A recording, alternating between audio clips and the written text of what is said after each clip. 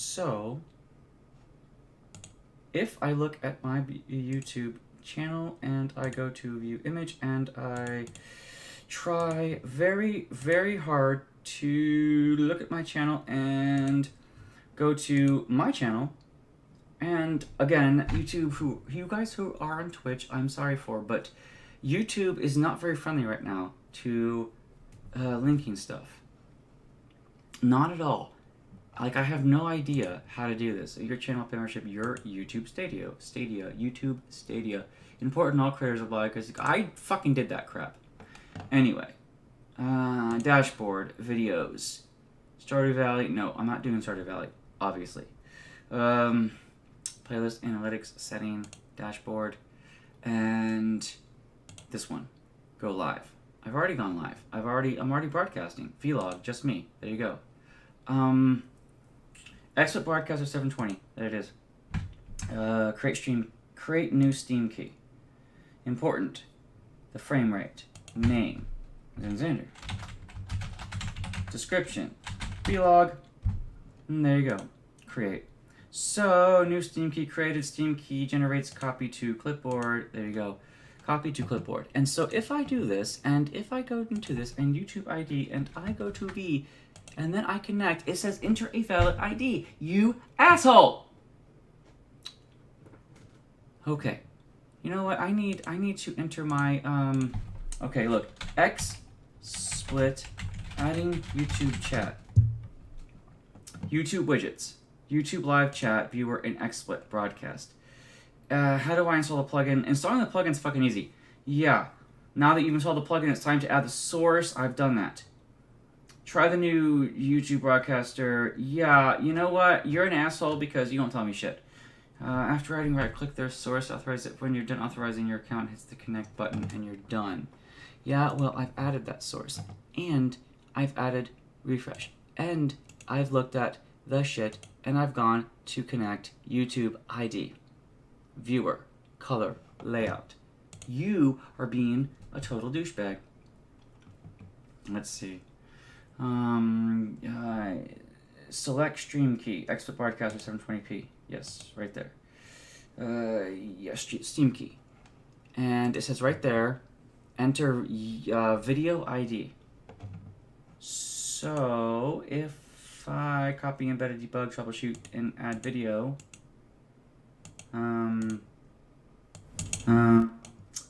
I would take that video and go to the settings and backup screwer ID, video copy, stream key. I doubt this is the thing I'm looking for because it doesn't seem to fucking work. So try this one out. Nope. Please enter a valid video ID. Yeah, right.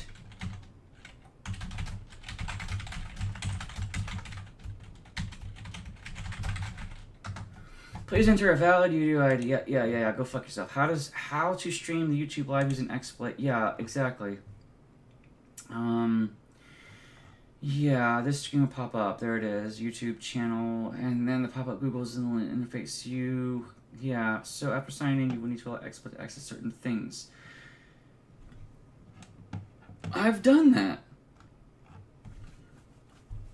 And so create studio and create, and you know what?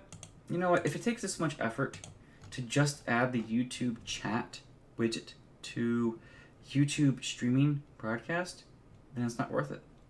I'm sorry to say, but it's not worth it. Because if this takes that much effort, it's not user-friendly, it's not functional.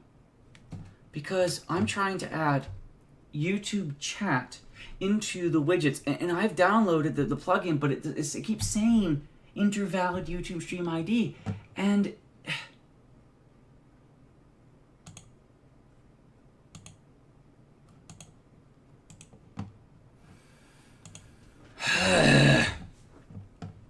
right there it is, and it says video ID. How the fuck do you find your video ID in YouTube?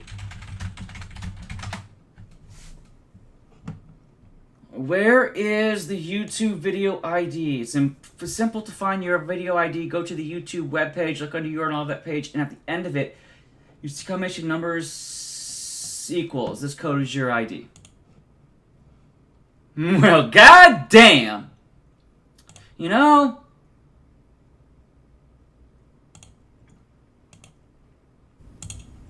there it is. So if I grab all of this right here, and I put this video ID into this. Oh, how about that? It fucking did it. It fucking did it. Yeah, it fucking did it.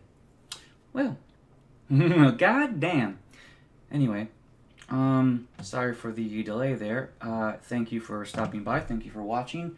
And I would like to share with you something that was very near and dear to my heart when I got them.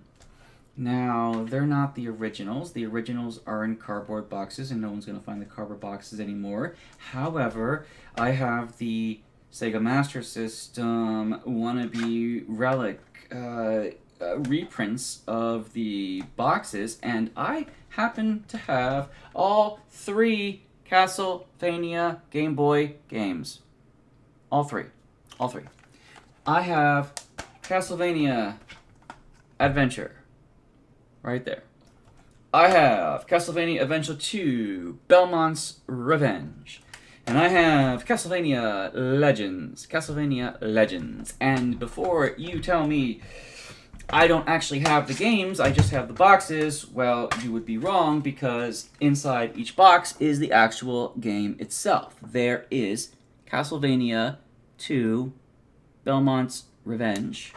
Right there. And here is Castlevania Legends, Castlevania Legends, right there, and there is Castlevania Adventure, Castlevania Adventure, right there. So I actually have all 3 Game Boy games of Castlevania now, and each one of these Game Boy games could sell mint in the box for $100. The only problem is I don't have these mint in the box. I don't have these in the original Game Boy cardboard boxes. I have them in the reprint boxes, which resemble Sega Master System or Sega Genesis boxes. And to be honest, I think Nintendo should have done this from the start. So these are actually very durable. These are very ideal. They're very they're practical boxes. But despite the fact that I actually have the Game Boy covers for these games as well, I would like to say that I don't have the Game Boy cardboard boxes for them, and I would like to have the Game Boy cardboard boxes for them. So if anyone out there has them and would sell them for a modest amount of money, I would so like them. But they have to be in good condition, because there's no point in me buying a bad condition box for me later to find a better condition box. They need to be pretty much good to go from the start. However, I'm glad I have all 3 Castlevania games for Game Boy. They're actual hardware, so I don't have any remorse now about streaming them on emulator. So I'm very happy now that I have these games, because even though they are reprint games, they're reprint. As far as the boxes are concerned, as far as the boxes are concerned, they're reprints, but they still are the original hardware, the original cartridges, and I feel very good about it. I feel like I have a piece of Game Boy history now, because I remember seeing these advertised in... No, I never had a subscription to Nintendo Power, ever.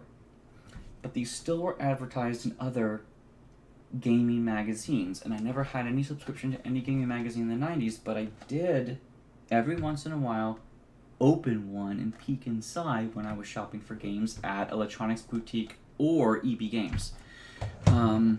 Actually, EB Games is Electronics Boutique, or GameStop. But EB Games, Electronics Boutique, was actually the go-to place for me, because it was right next to the food court. The food court was literally here, and there was a tiny store right here that sold coffee, and right next to it was EB Games. So I actually went to EB Games often in the mall, and it's actually what started to get me into Jihad, which became Vampire: The Eternal Struggle. Jihad became Vampire: The Eternal Struggle. I got into that card game via that shop, but it was still a good shop to go into for all of my gaming needs. And I would buy PlayStation games there, but before that, Super Nintendo games used, Nintendo games used. There was a flea market near me that I went to go buy, but I was stupid back then, and if I wasn't stupid, I would have invested $500 and I could have bought 800 fucking games, because some of those games the guy sold was under $1, 50 cents or less, and I was so stupid. But other than that, me being retarded, not having hindsight, because hindsight's a bitch, and always 2020, I always like to go into EB Games, and that was my go-to shop. And so now that I have these games right here, I have the hardware, I have the actual game, and that makes me happy. So, and the good thing about Game Boy games is you can abuse the fuck out of them and they still work. I just dropped them, but you know what? Even though I just dropped them, they're still good. So I thought I would share, and I thought I would I'm not gloating, because I am not a rich guy. There are people who have gigantic libraries of hard copy games. It was a piece of my childhood I never actually experienced, because I did have a Game Boy, but the only Game Boy games I ever had were Turtles the game for Game Boy. And then I had Turtles Back from the Sewer, so I had both Turtle games for Game Boy. And I had Mario Land for Game Boy, but I did not have Mario Land 2 or 3, just Mario Land. And I played Metroid 2: The Return of Samus on Game Boy. I don't think I bought it for myself. I think I actually gave it to my friend, who later re-gifted it to me, to be honest. So I ended up owning it, but not because of the reasons you think. I didn't actually buy it myself. I gave it to my friend for a gift for a birthday, and then he ended up giving it back to me for my birthday 3 years later, before he dropped off the planet, so whatever. So I had that game, and then I had, what other Game Boy games did I have? Tetris, obviously, and that was really it. I didn't have a whole lot of Game Boy games. So to have those three now in original hardware, but not original box, still was good for me. So it makes me happy that I have that.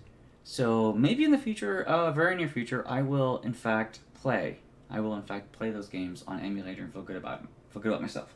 I'll play Castlevania Adventure, then Adventure 2, and then Legends, in the order they were released in for the American market. I just wish I had the original boxes, the original cardboard boxes. But beggars can't be choosers, so whatever. Thought it was fun to share. For those who are interested in my channel, I don't get a whole lot of feedback, so I don't really do much on my channel anymore, but, you know, every once in a while it'd be fun to throw a game or two in there. Maybe I'll play more Darkest Dungeon, because I haven't beat the game, and it's not a game that is easy for me. Anyway, thanks for watching. See you later.